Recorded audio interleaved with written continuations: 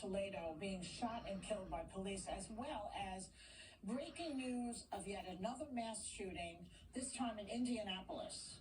And this one claimed 8 lives. Here's some perspective on this. We're just 106 days into 2021, and there have already been 147 mass shootings in America. Let that sink in. Okay, now we're going to talk about this as the information comes in. Probably over the weekend they'll be covering it. But right now, let's talk about another health crisis. Because after losing 565,000 Americans to COVID, we're still not on the same page about safety measures. Dr. Fauci heads with Jim Jordan about this yesterday. Watch. And when do Americans get their First Amendment liberties back? You know, I don't think anything was censured because they felt they couldn't disagree with me. I think you're making this a personal thing, and it isn't. It's not a personal thing. No, you are. That is exactly what you're doing. We're not talking about liberties. We're talking about a pandemic that has killed 560,000 Americans. What number do we get our liberties back? Tell me the number.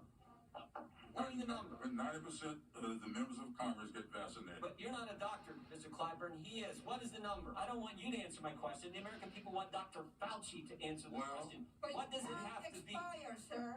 You need to respect the chair and shut your mouth. Oh, Maxine, I want that as my ringtone. So, Sarah, is Jim Jordan's tantrum a little misdirected here? What do you think? Absolutely. So Jim Jordan is sounding off about liberty. I tried to count how many times he says liberty in that speech. But your ultimate liberty is life. In fact, in the Declaration of Independence, it says life, then liberty. So actually, Dr. Fauci was one step ahead of Congressman Jordan on that one. He's ranting nonstop through this about petitioning the government and the people's rights guaranteed by the Constitution while he can't even follow the rules of the hearing. He keeps interrupting and screaming and talking over people while they're trying to answer. And at first I thought, why is he so angry? I've never understood the ire at Dr. Fauci, but then I realized this wasn't about Dr. Fauci. This was purely a political monologue full of rhetorical questions that were never meant to move the ball or really, achieve anything at all. And I thought if he has so much of this energy and he's wanting answers and he's wanting the world to come back to normal, maybe he could spend it trying to convince some Republican men to take the vaccine and make them more comfortable with their decision to do so. Maybe also ask them to continue to wear their masks for a minute. Because right now, everything Dr. Fauci said is based in the science of we're not to the numbers we need. They're learning on the job right now. Yeah, right. Anna, is Jim Jordan playing politics with our health? Oh, absolutely. This is all about politics. Look, the coronavirus has been politicized from day one. When Trump was president, Republicans were playing politics to make it look like his handling of the coronavirus was better than it was. And now that Biden is president, they want to make it seem like if his handling of the coronavirus is not good. And they've chosen to vilify Dr. Fauci. They've chosen to make him the bad man. And it is personal. I think Dr. Fauci is right. They've made it personal because they've chosen him as a target. Look, Dr. Fauci is not a liar. Let me repeat that. Dr. Fauci is not a liar. He's not infallible. He has been wrong, as have so many other doctors. This is a new virus that has evolved. But this is a man who has been working for the National Institute of Health, has been working on behalf of our public health for over 50 years. He's been working at this longer than most of us in this panel have been alive.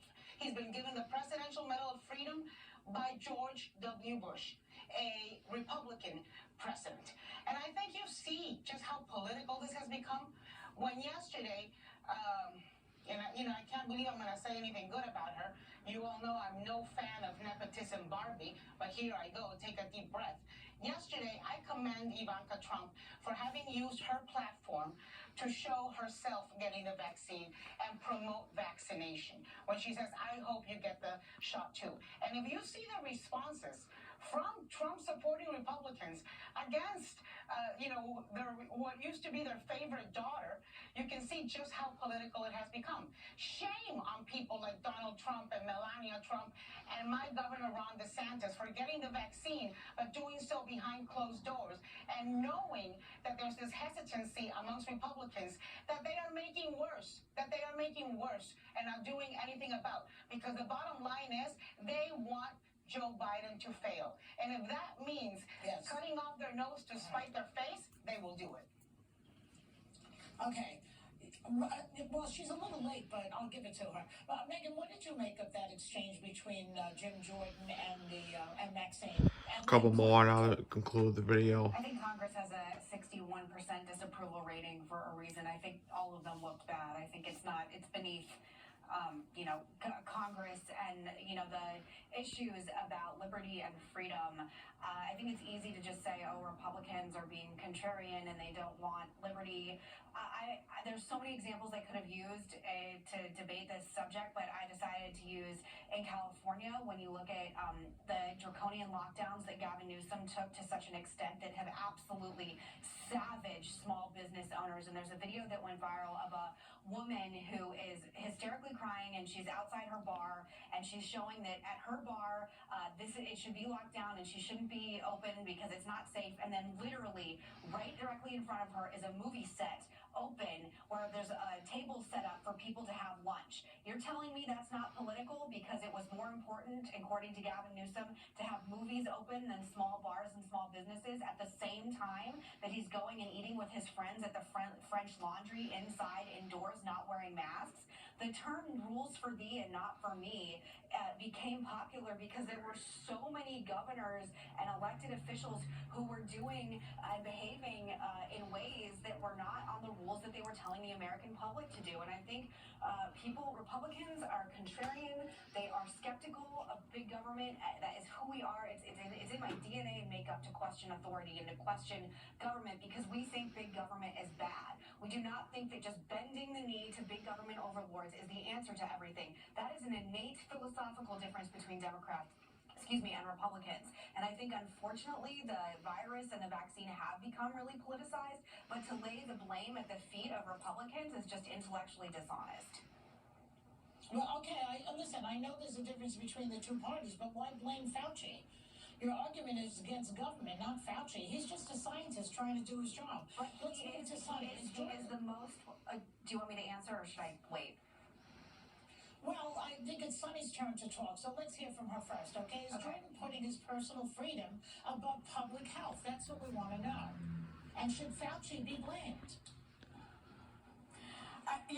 This is very much so a public health issue. I have never really quite understood why Fauci became sort of the target of the right. It doesn't make sense. It doesn't make sense that masks were politicized. It doesn't make sense now that the vaccine has been politicized when, the disgraced former twice impeached one-term president wanted to take credit, right, for the vaccine, the development of the vaccine, and also the rollout of the vaccine. So this entire thing is about public health, not about politics. And I think it's really shameful that you have 50% of Republican men not wanting to take care of their health and the health of others because they feel that somehow this is a personal freedom and liberty issue.